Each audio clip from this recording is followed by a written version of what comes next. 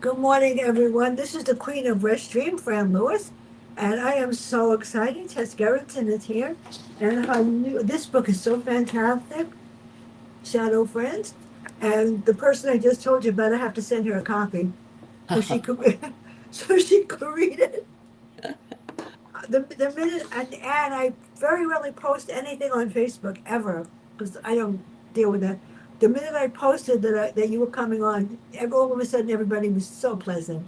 Oh, that's good. Well, I'm glad. I hope they tune in. Yeah. What can I say? Let me put on the reading glasses. Okay. God, now I can see.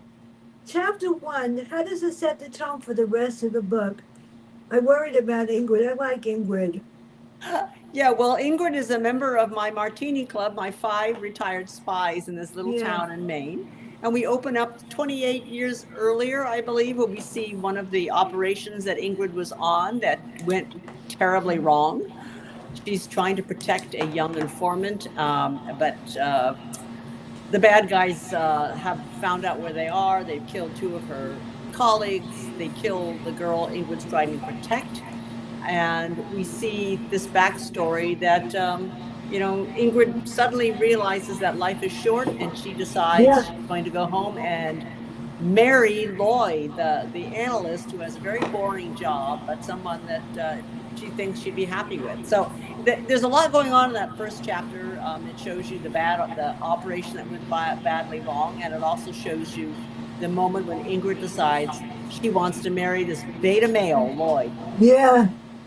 Well, all I know is that I was telling people about this, and I said, you see, this is not young people, these are older people. It just proves that age doesn't matter for your intelligence. Because somebody said something to me the other day, and I said, I don't know what you're talking about. I am who I am, and if you don't like it, I don't really care. Whatever. So the Yeah. second chapter, and Ingrid, what's the purpose of the conference and who is involved? And that was really what started the whole deal here. Well, it takes place in Yeah, a conference. It's yeah, called the Stone Coast Conference in the yeah. book, but Fran, it's based on a real life conference that we have in our little town. It's been going on Nice. for 40 years, which is called the Camden Conference, and it was started 40 years ago by retired spies. So I just use that in the book, and that's how the second chapter opens up. They're at a global conference for possible global catastrophes, and Ingrid is the MC. And in the audience are a bunch of retired intelligence professionals. One of the speakers is a man who he's an expert Yeah. in pandemics, and he dies a mysterious death. Is it murder? Is it not? That gets the mystery going. That's scary, really scary, because that happens in real life too. Yeah, well, I I know thought, well, lately it's been happening a lot. yeah, what is our next global catastrophe? What is the next thing that could completely destroy civilization? And if it's not Yeah. nuclear weapons, it would be something like a pandemic that has a high mortality rate. And COVID was bad enough. Just imagine instead of 1% mortality, we had a 50% mortality. You'd be, there'd be so many people dead, Yeah. society shut down. It really would be something that I think the CIA has to think about these things. How do you respond? It's amazing because she's so brilliant. The whole group is so brilliant. Yeah, And yeah, I I love get a writing. kick out of it. And then somebody said something to me the other day. I said, I'm not that old, and don't judge a person by their age because you're going to be sorry you spoke. Then when I told them who I am and what I do, they shut up. It is funny Yeah, because well, I have the book yeah, memorized. as So we who get are the older, members of the people. Martini group? And I happen to like Maggie. Yes, well, she was the star of the first book, Yeah, and that first book was the Spy Coast. It yeah. introduced my readers to this new series, which is about, as I said, five spies who live in a Mm. little town in Maine, but they still have their smarts. They just are doing it they're living under the radar because they're not allowed to talk about what they used to do. But they can't help but get involved when there are crises in their little town. I just love it. Yeah, I love Rodrigo. Why does he corner Ingrid though? Why did I call her Ingrid? Why did he corner him? What does he corner him? Okay. So, Yeah, in Rodrigo. Okay, imagine Antonio Banderas, a little older. This is what I was envisioning. Rodrigo was a spy as well. He was yeah. former colleague in the CIA, and he was also her lover. So years later, she's now happily married. Rodrigo comes back into her life. He still looks pretty good, and he wants Ingrid to join him on another mission. So she's torn. Here she's happily married, and yet here's this good-looking ex-lover here back in her life. And that starts Ingrid deciding whether or not this mission is important enough to possibly endanger her marriage. This is so cool. And you know what made it even easier? Because each chapter had a person's name on it. Yeah, because I think there are three points of view in this particular Yeah, story that I use. Yeah. it helps. Now, chapter 3 is Maggie. I love Maggie. What happens with Maggie and who are involved and who's dead and why? I think he had to have a murder there. Yes. Well, here's where the murder No happened. fun. Maggie is, as I said, she's one of the retired agents, and she's now, she has a tragic past, which was dealt with in the first book. Yeah. And she's now happily connected to Declan, who's one of the other spies. And Maggie is asked to go find one of the speakers who was supposed to be on stage and Yeah. hasn't shown up. Where is he? So she goes to his room and finds him deathly ill. They call the ambulance. But what she finds out is that this man who's now deathly ill was recently exposed to Ebola in Africa. Does she have Ebola? Because she's in there doing mouth to mouth. So Maggie ends up getting quarantined in the local hospital. She's kind of like shut up in a room, in a hospital room, and she can't really do much, but except through her phone and through her friends. Now the question is she exposed to Ebola? Because if she is, her life is in danger. There's an exposed. There are some places that are exposed to Ebola now. Right now, but they're having complaining about that. Yeah. It's a very big outbreak right now. Yeah, I it's know. very dangerous. Yeah. It's they were, and my girlfriend's son works in construction, and he had to get quarantined because they had Legionnaire's disease down in Manhattan. Yes. Yeah, that was even worse. That's bad too. Except Ebola has a mortality rate of about 50%, so it's pretty awful. Yeah, I know. It's horrible. So, who are the people in the Martini group, and why John is not in it yet? Right? So how come? No, okay. Well, the I five love people. these people. They're so cool. Yeah, they're my 5 core people. There's Ingrid and her husband Lloyd. There's Maggie and Declan, and then there's Ben Diamond, and that's the 5 of them. Yeah, he's kind of like the thug in the group. So 4 of them were covert operatives. One of them was an analyst who worked pretty much behind a desk for most of his career. So we have 5 people who can tell each other things they can't tell other people because they all know who they used to work for.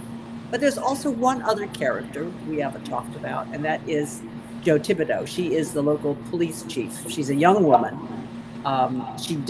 In the first book, she didn't know who these 5 people were, but she's since learned and has come to respect their skills because sometimes she needs their help. But she doesn't like to ask for help. No, she doesn't like to ask for help. She's so like me. My father always told me, if you need to get something done, do it yourself because no one else is going to help you. And you're going to get the right answers from the person that asked them. That's me. It always stops. So, this doctor dies. What's the real cause? And why did they kill him? Well, what you need to know about this doctor is that he is a Russian defector. Yeah. He used to work in the bioweapons, with bioweapons in Russia, and he defected, and now he's living in the West. It's been years. He thinks he's now safe from any kind of repercussions, and he's been invited to speak at this important global conference. And he's the one who falls ill. He has just come back from Africa. They think it's Ebola, but as time goes by, we realize it is not Ebola at all. It is something. He's been poisoned with polonium. Now, polonium is only manufactured. This type of polonium is only manufactured in Russia, so it is clearly an assassination. Mm, it's scary. Now, what does Ingrid do? And why is Maggie in trouble? And then Ingrid disappears, and I said, "Oh no, that's not good. Can't have Ingrid disappearing if Maggie disappears too." Ingrid does disappear because Sort of. she's been lured back into the field by Yeah. Rodrigo. She's decided that this is a really important operation. It has echoes of what went wrong Yeah. 30 years before, but she's not allowed to talk about it because it is highly classified. So she can't Yeah. even tell her husband. So when she disappears, the rest of them in the group, the other four, are going, what is Ingrid up to? Does she have something to do with this assassination? They began to question each other. They question their loyalties. It threatens to split up this group and also split up Ingrid's marriage. So there's a lot of relationships that are under threat in this story. Yeah, I know. When my grandparents came from Poland, my grandfather went to the Russian Poland underground to get her, and they were not allowed to talk about what happened. No, and it's funny, the spies that Yeah, I'm they're not aware allowed, of. and it was scary. She told me when nobody was around what she went through. She was castrated. Oh, well, She awful. couldn't have Yeah. children. She was castrated. And my other grandmother was in Belgabos, and it was horrible. Yeah. She told me about what they did to her, so she was always unhappy and never smiled. Yeah. Well, I mean, how do you get over Yeah, that kind of trauma? That's yeah, impossible to live through. Yeah. So, it is true though that people who have done intelligence, yeah. over intelligence work, they don't talk about it, and they never do. So now we have Joe. What is her role, and why does she get involved? Well, Joe is the local cop, and she gets involved because another body turns up, and Yeah, I know. I see that. yeah, this is, see, the conference is being held in the Seaside Hotel, and one of the women who works in the restaurant at the hotel is found stabbed through the eye and dumped into the trunk of her car. So this becomes a murder investigation. Joe doesn't know if it has Yeah. anything else, but it's a very unusual death because this weapon that's used to kill her is a stiletto, and she was stabbed through the eye. So now the Martini Club is thinking, okay, we've got one man poisoned with polonium. We've got a hotel waitress stabbed in the eye and left in the Yeah. trunk of the car. Are they related? And that's how Joe gets involved in the whole story, because she needs to investigate this dead body. Too bad they're not real. I could think of a use for them. So this character I wasn't crazy about. Hannah, who are her friends? And who is Andre and who is Gordon? Those three I got question marks about. Well, you should have question marks about them. Yeah, no, Yeah, Hannah is that's right. Hannah's just the housekeeper. Yeah. As is true for a lot of resort institutions here in the state, there's always a shortage of employees. They have to bring people in from out of state to clean the hotel rooms, to cook, to be the waitresses. And as part of the package, they often give them housing. So this housekeeper, Hannah, the dead woman, the dead waitress, they were both sharing a little cottage on the grounds. And there's a third housemate, and his name is Andre. He is God. the restaurant, and he is from Eastern Europe. So the three of them live under one roof. So now one of their housemates has been murdered, and there's Hannah and Andre who are in shock. They're shocked about what really happened to their housemate. Now, Joe, who else is she? Oh, wait a minute, here I am. Chapter 6 is the start of the real investigation. So who is Andrew? And Hannah Murray seems to want to play a role in everything. And she's not one of my favorite people either. Yeah, well, they're very Yeah. close. I mean, they're housemates, but Hannah looks at Andre as almost like a son, because she's much older than he is, and so because they're the last people that the dead waitress saw, that Joe has to interview them. So she's interviewing everybody who knew the dead waitress, including their housemates. It's scary. Now, a lot of people were exposed to Ebola. I mean, you just have to be really close to it, yeah. If it was Ebola, yes. If yeah, I it was know it's Ebola. scary. I need Ebola. It's scary because I was in school and went out into a store and I got exposed to COVID out of nowhere, Yeah. and Well, it was Ebola's pretty, scary. yeah, Ebola's pretty bad. I mean, it's body Yeah, fluids. And it's once you've picked it up, you have to be quarantined, and so yeah. yeah. I didn't even know I had COVID. Jeff had it, and I had no symptoms. So I went into urgent care and they said, he's negative, you're positive. Oh And my so, God. and and then you have hair and nails. I couldn't even Yeah. go to my hair that week. I wasn't going to expose anybody else.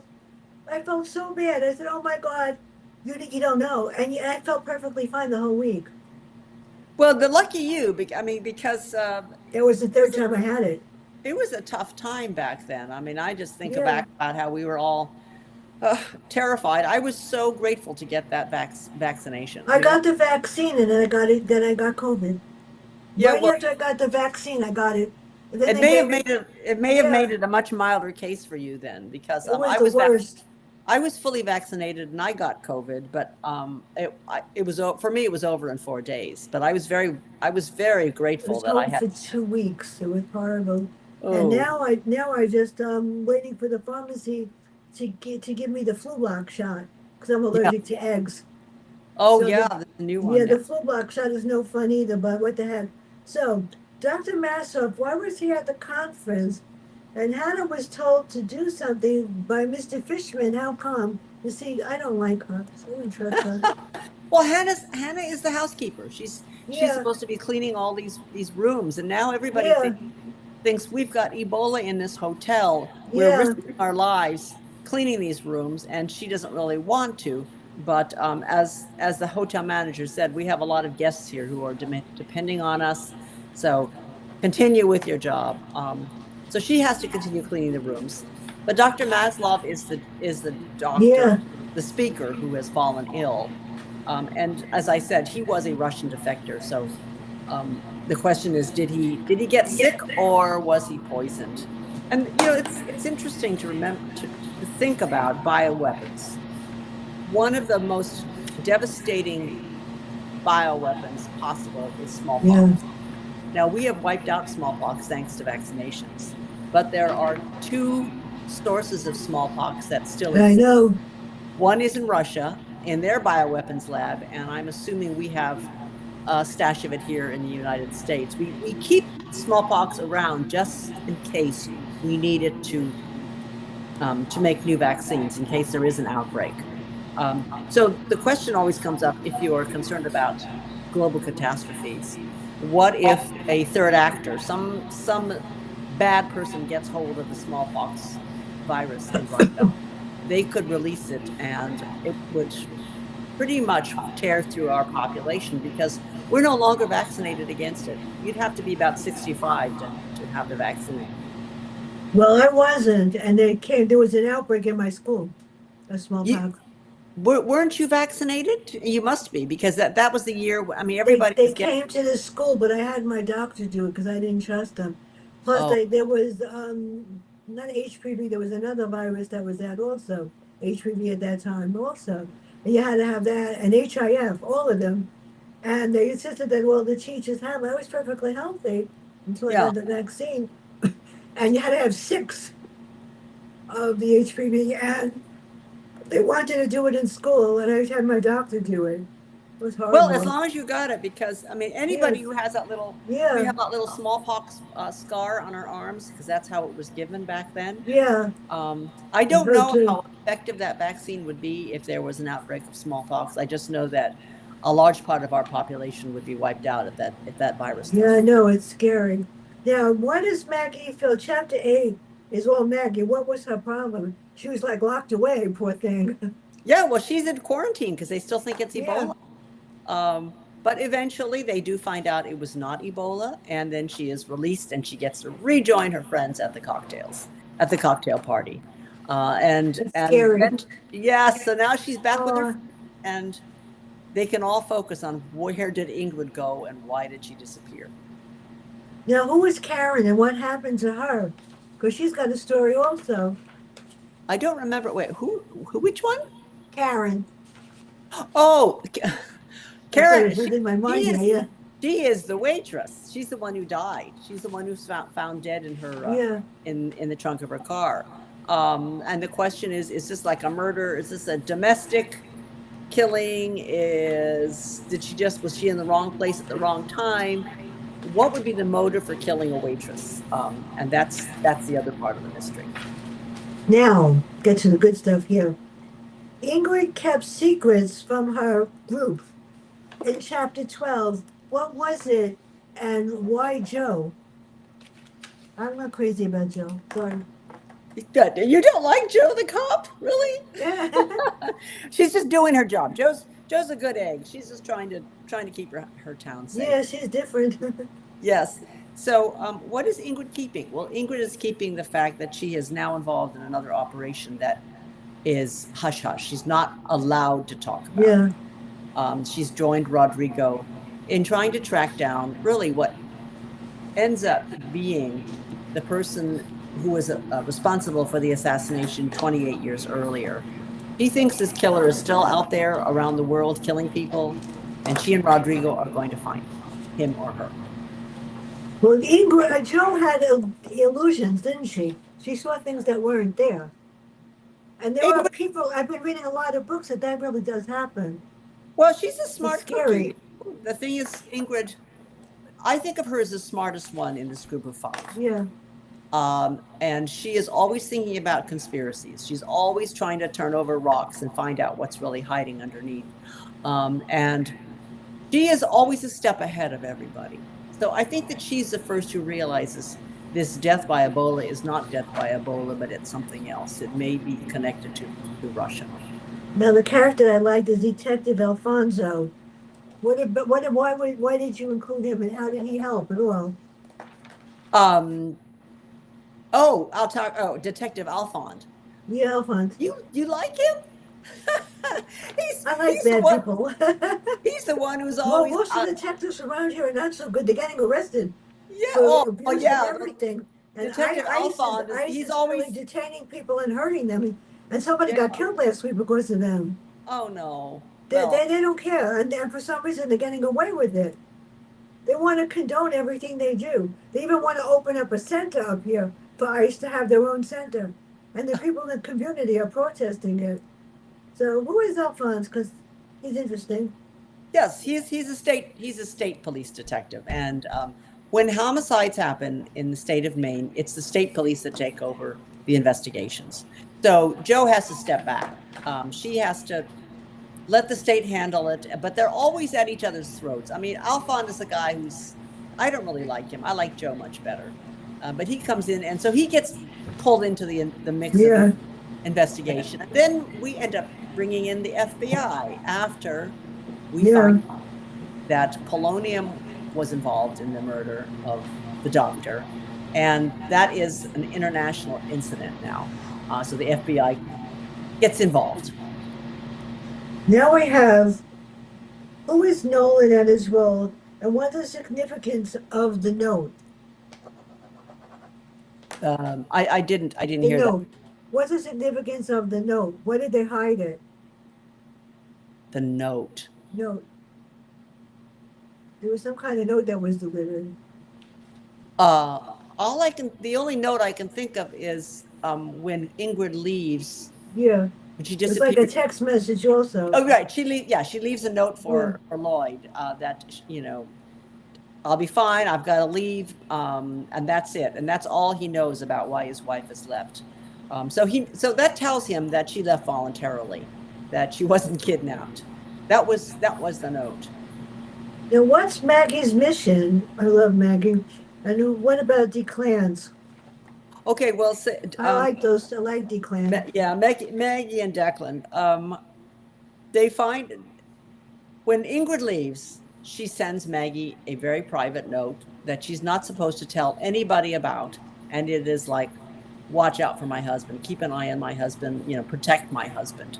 So she's really telling Maggie, "Poor Lloyd. He's kind of lost. I need you to keep him safe." And so Maggie takes that to heart. She is going to keep Lloyd safe no matter what Lloyd does. he's now her responsibility.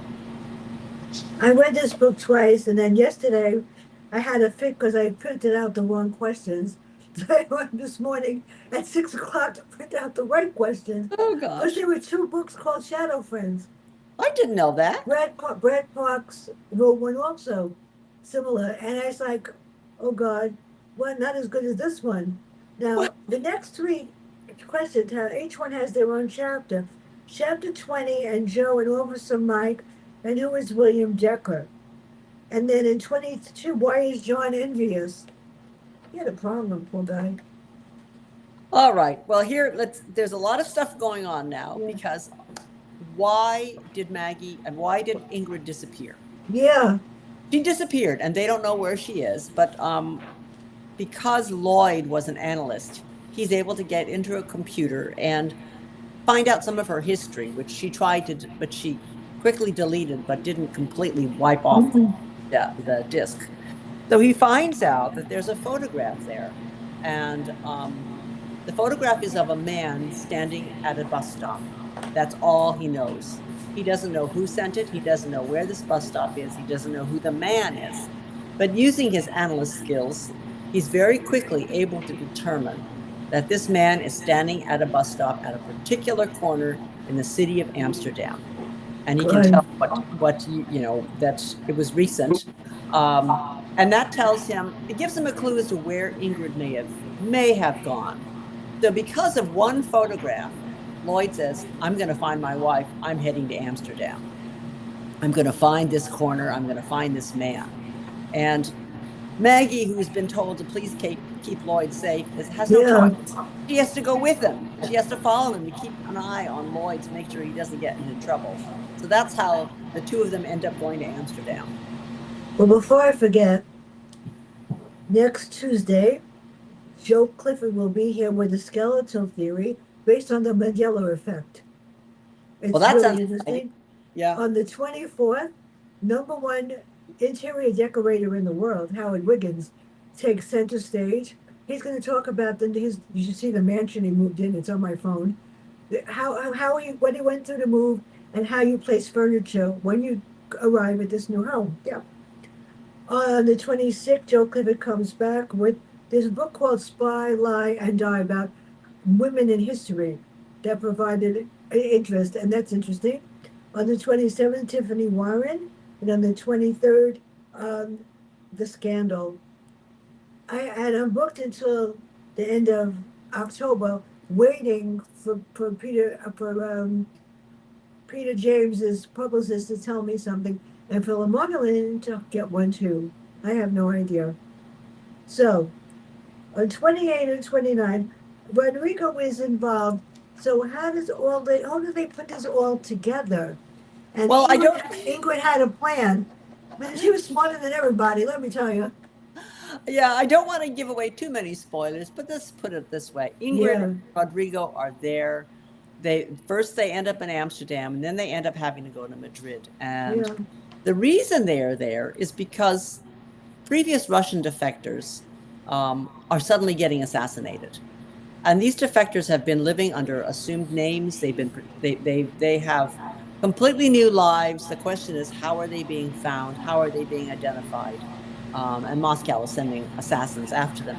This is based on fact. I mean, in the last 5 to 10 years, Moscow has probably assassinated 50 people overseas. Not all of them are defectors. Some of them are bankers or journalists, or just enemies of Putin. And now his enemies, who are supposedly safe, are getting killed. And one of them is in Amsterdam, and one of them we know is living in Madrid. So that's why Ingrid and Rodrigo are headed that way, because they're trying to head off these assassinations. Now, the Russian assassin, who is not what they say, and 36, tell us more about Maggie in chapter 36. I don't know what happens in that chapter 36. All I know is that she and Lloyd get into trouble. Yeah, I know she was in trouble. They get into real trouble because Lloyd doesn't know what he's doing. He just desperately wants to find his wife, and he makes a very terrible mistake. And he and Maggie almost almost get killed, but luckily they manage to survive. And even though Maggie wants to drag him home because he's already almost killed her, he refuses to give up, and he's going to keep on looking for his wife. And that's how they end up in Madrid in another sticky situation. Now, see, I'm not wrong. Why is Hannah hated? And who is Officer Mike? Do I like him? I'm not sure. Oh, we all Nobody Hannah. likes Hannah.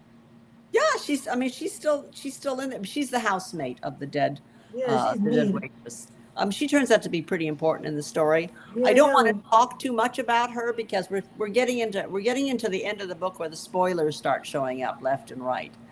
So I may have to cut off the discussion of what's happening here at the end of the Yeah, book. You know what we can focus on are is what is it like to be an older spy, and some of the situations that these older spies get themselves into, which is really funny. Also, it has to do with the moral ambiguity of what it is to be in espionage. Sometimes you do things that you wouldn't normally do in real life. There is a scene where the Martini Club, they corner a man they think is there to kill Ingrid, and they need to get him to talk.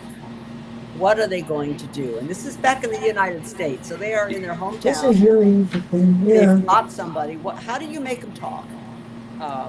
Do you waterboard them? And then what do you do with them afterwards? Are they going to kill him?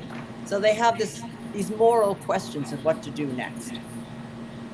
I was hoping there's going to be. Is this the last one in the series, or is it going to be No, more? I'm working on book number 4. Oh, good. I got nervous here. Yeah, it's going to be called The Italian Affair. And what's fun about it is it really focuses on where Joe makes a terrible mistake. Joe is as I said, she's a girl from Maine. She's really never been out of the country. And then she wins a free trip to Italy at a raffle. Oh, nice. So she goes to Italy, it's her first time abroad. She's having a great time, going a little nuts, and she does something she's never done before. She meets a really handsome man in a bar, and she has a one-night stand. And then she disappears. So now the Martini Club has to go to Italy to find what happened to Joe. My niece just came back from there. She got a free. Where? She wound up in Venice. She Yeah. wound up in just about every popular city, because there was a wedding in Lancaster. There was a wedding, and then there was they went all over the place because they wanted to show her Italy, and she went to every single place, and then they went to Austria. They went everywhere. Oh, wow, that's a long trip. Yeah, she said, and they paid for her because they have 2 small kids, and she came to help them because they were never on a plane before, and they never went to any place out of America. And her friend's mother was getting married or something like that. So she was kind of like the step-in nanny then for the trip. Yeah, well, my nieces check with me before they do anything. It's wise. Yeah. Hair, whatever. So who hurt Maggie and Mackles? Why did they capture her? I was like getting nervous. You're not killing off my character. Well, I got to put my characters into trouble. So what turns out to happen is that all of a sudden, Ingrid is now on the enemy's list. She's slated for assassination, so they have to protect her. And what ends up happening is that Maggie is the one who gets kidnapped instead for information. So they're all in danger at this point. They're back home in their little town of Maine, and not only is the assassin coming after Ingrid, they're going to be using Maggie to get at Ingrid. So we end up with a situation where what I'm trying to do is show that Lloyd can be a hero. Lloyd, who has never been an operative, who, as I said, has worked pretty much as an analyst, is now going to put on his new cap as action hero because he wants to save his wife. And that, the whole book started because I wanted to have a stress test of this marriage. I wanted to see Lloyd become the hero, and I wanted to see Ingrid make a choice between the excitement of an ex-lover and the stability and love of the man she's married. So how did you create this surprise ending And that last chapter, whoa. Yeah, the surprise ending. Well, I I can't was like, talk oh about God. not talk about the surprise ending because that is a giant spoiler. But yes, there is a surprise at the end when you find out who was pulling the strings for all of this. I know. So where does the club, how does John feel about being part of the group now? Does he want to be part of it? Joe, I mean, yeah, I think that she's slowly become adopted by this group. Yeah, Realize that she's a smart girl. Not only is she smart, she's also incredibly ethical, which is a problem sometimes because she yeah, I doesn't like know. to lie. She doesn't like any kind of anything to do with this this whole deception game that these people are used to. But they can always count on her, and so it's going to be fun in the next book to see how she No, gets into trouble. that's even better. I grew up and I didn't fit in to any group at all. And was on my own. And I was in school and I was like this, but I was tough. And I played basketball on the girls' basketball team. And even though I was fat, I could shoot. I could shoot 3 pointers. So the teacher loved me for that. So it doesn't matter what you look like. I'm just different. And Yeah. being different sometimes can be really hard. And when I was teaching, the first year I taught, I didn't know I could do it because I was 17 years old and teaching the worst class in America because the principal wanted me not to be there because I got hired by my assistant principal walking down the street because she was my mother's friend. And I taught the toughest kids in the school, 36 discipline problems. That's when I Wow. learned that being tough and being different is okay. It's an advantage. There's an old, I can't remember if Yeah, it's Japanese or Chinese yeah, saying, the crooked tree yeah, is not cut down. The crooked tree lives its full life all the yeah, way to the end. The straight tree that that adheres to every rule is the one that gets yeah. cut down first. So it's good to be the crooked tree. I didn't think I could do it, and they knew more bad words than I did. So I did something. My principal was standing there. I took all the bad words that are in the dictionary and put them on the board, every one of Oh, them. oh, you And were a I bad said to them, girl. "Oh yeah, all of them." And I said, can anybody couldn't read them? I said, "Can you define them?" They said, "No." Well, I'm going to define them and explain that the only one that could use them is me. They never did anything again. That was it. They were really probably the most horrible group in America, and I had to take them to Great Adventure at the end of the year. And I couldn't help but plus I got stuff doing the choral group and all the music programs. At the end of the year, they looked at me and they said, "You survived me. I didn't survive you." That's a And great quote. as a reward, they gave me the top class in the school the next year in sixth grade. These kids had IQs that were above, they were 12 point something. That was harder than teaching them for 2 years. And then they stuck me on first grade. That was a whole other nightmare. So, where can everybody find out about you and your work? And when am I getting the next book? All Are you right. writing Well, a Rizzoli and Isles too? no, I'm not planning a Rizzoli and Niles book. Okay. I'm just trying to finish this book called The Italian Affair. Yeah. So they can find me at tessgerritsen.com. I'm at Facebook, and I have my book tour that is on my website, so you can find out. I'm going to California and to Phoenix, Oh, um, nice. and I have some events in Maine as well. I have family in Phoenix, Arizona. Oh well, My I from try to go to Jeff's Poison. family, they Yeah, they they love me. They adopted me practically. the They were in Poison Pen Phoenix is where and they Tess love grew. it there. Yeah, we offer and Yeah. fit the kids. They just started school today, so they Oh, they love it there. The rest I don't get to go anywhere because of this. I can't fly. yeah, it must be too painful. So anyway, yes, I hope Yeah. people can find me on tour either in Southern California or in Phoenix. So I am ready whenever you are. When do you think the book is going to come out? The next Well, one? I have to finish it first. It's due. Yeah, I know. Yeah, yeah. I'm expecting sometime in 2028, early 28. Well, for those of you that haven't, I sent you a copy of my last book. Did you get it? Yes, When I did. Lies Win, and they're Yes. true stories. Four of the stories really happened. Well, you know what? It's too bad we can't kind of erase people, nasty Yeah. people like that. I'd like to have that power. That last story really did happen. It was tragic. And the Oh, one about my principal really did happen. They called me from testing to cheat on change the writing scores, and I refused to do it. oh, And the head of testing said they were too low. So they sent me sheets and they said, all you have to do is if a child got a one, give them a two, and just give the scores and change it. I refused to do it. So my yeah. principal, I said, she wouldn't, she backed me up. That's why I didn't get to be the assistant principal of the school because I wouldn't cheat. Well, your book is a way of getting out all Yeah, these horrible stories, and maybe getting it off your chest. Probably is a that's why, yeah. Well, yeah. the next one's going to be different. But let me end this stream.